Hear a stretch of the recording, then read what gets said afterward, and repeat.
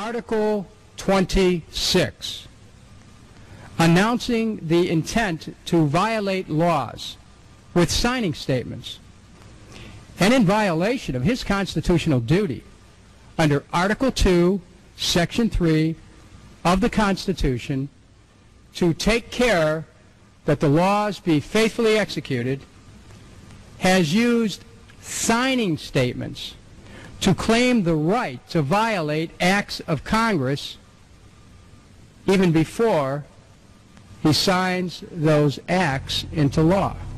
Same analysis would apply to Obama, and a fortiori because he taught constitutional law. He knows better. He's a lawyer licensed to practice law, who, as I am, who took an oath when he was licensed to uphold the Constitution and laws of the United States of America. With his signature on the spending bill also came Obama's first signing statement, a presidential declaration freeing him from following some of the bill's contents. I believe in the Constitution and I will obey the Constitution of the United States. We're not going to use signing statements as a way of doing an end run around Congress. All right? He also promised that he would call on Congress to take at least 5 days to read new legislation before it was voted on. When there's a bill that ends up on my desk as president, you, the public, will have 5 days to look online and find out what's in it before I sign it, so that you know what your government's doing. But from his first day in power, he has aggressively pressured Congress to quickly pass bills before lawmakers and the public even have a chance to see them. Will state his parliamentary inquiry. Madam Speaker, in order to try to figure out what we're doing, how much damage to the country, I tried to get a copy of the bill. We have out here on the table 2454 that has 1,090 pages in it, but I've understood since debate in here that there's another 300 pages that were added in the middle of the night. My inquiry is, how do I get a copy of the other 300 pages that people on here on the floor hadn't had a chance to read or see?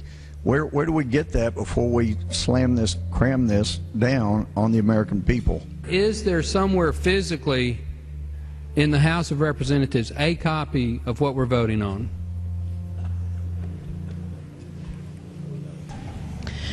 The gentleman has not stated a parliamentary inquiry that the chair can answer. Mr. Speaker, I have to say that I am outraged. Here we are getting ready to vote on a piece of legislation, and we haven't even seen 300 pieces of this legislation. No one can even find the bill or even knows where it's at. Obama swore that he would never put lobbyists or donors in his administration. Treasury Secretary Timothy Geithner appointed Mark Patterson, and this is a former top lobbyist for Goldman Sachs, as his chief of staff. And then last week there was a lot of buzz over William Lynn. He was appointed to the #2 position at the Defense Department. William Lynn, also a former top lobbyist for Raytheon, which is one of the 5 largest defense contractors. He has now broken all previous records by cramming his administration full of contributors and lobbyists who openly write legislation being proposed by the White House. There's a good reason Obama doesn't want to give the people or Congress any time to read the bills. I'm still needing a copy of the other 300 mysterious pages that we don't get to see here. Shortly after the 2008 election, Vice President Joe Biden confided to top supporters that it was essential that their program be implemented at lightning speed. Because their agenda was so unpopular, they knew Obama would lose support quickly. Obama's handlers were in a race to pass a raft of legislation before the people discovered that Obama was just a slicker, updated version of previous puppets.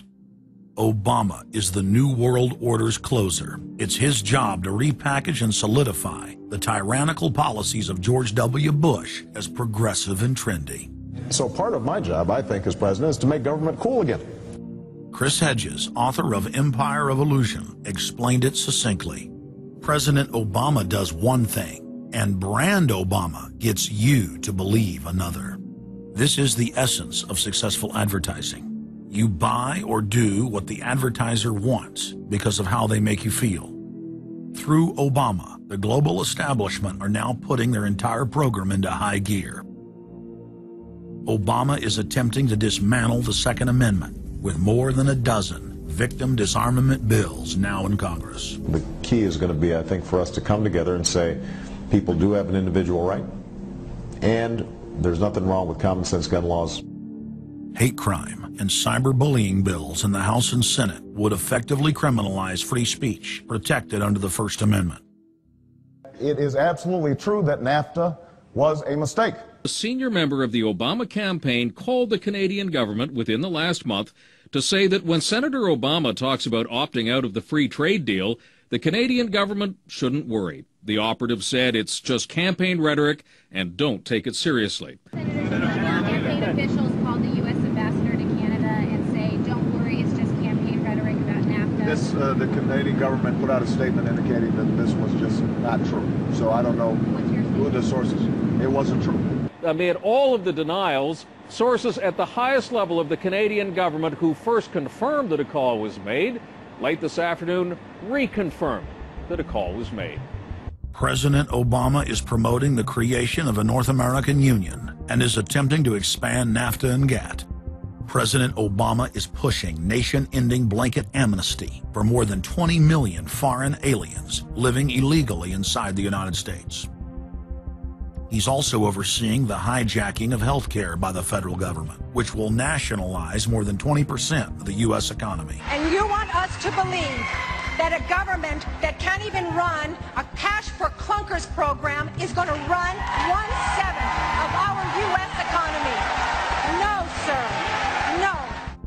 Obama is continuing the transfer of national sovereignty to unelected international bodies like the United Nations and World Trade Organization. And most important of all, under the cover of banking reform, Obama wants to hand dictatorial power over the United States economy to an offshore private banking cartel known as the Bank of the World. Richard, what happened to all those threats from France's president about storming out and about having a global regulator who was going to reach across borders and be able to deal with markets no matter what country they were in? They have opened up the idea of there being some form of other regulator across countries, and I think that's going to come back. So is this some sort of new world order, which Gordon Brown kind of alluded to? I think a new world order is emerging, and with it the foundations of a new and progressive era of international cooperation. The finance heads of the 20 industrialized nations met again in late September of 2009 at the G20 summit in Pittsburgh, Pennsylvania. At that meeting, ministers called for an end to the dollar as the world reserve currency. They also called for a strengthening of global governance and called for a new world order. While the bankers were busy carving up the world at the G20 summit, Barack Obama was in New York City at the United Nations because he's got a new job to chair the United Nations Security Council, the most powerful position in the world government body. President Obama does what no other U.S. president ever has. As President Obama presided over the UN's most powerful body, that would be the Security Council. 6,191st meeting of the Security Council. For a couple of hours, you could say Mr. Obama was president of the world. It is the story of a world that understands that no difference or division is worth destroying all that we have built. In my own country, it has brought Democrats and Republican leaders together. Leaders like George Shultz, Bill Perry, Henry Kissinger, and Sam Nunn, who are with us here today. Barack Obama is the first president to hold two posts simultaneously. And there's a good reason for that.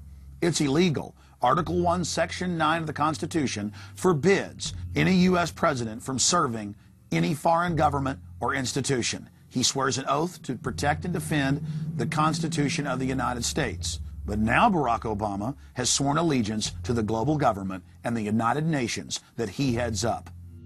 Let that sink in real good. Barack Obama now heads the United Nations Security Council. You cannot serve two masters, and Obama isn't.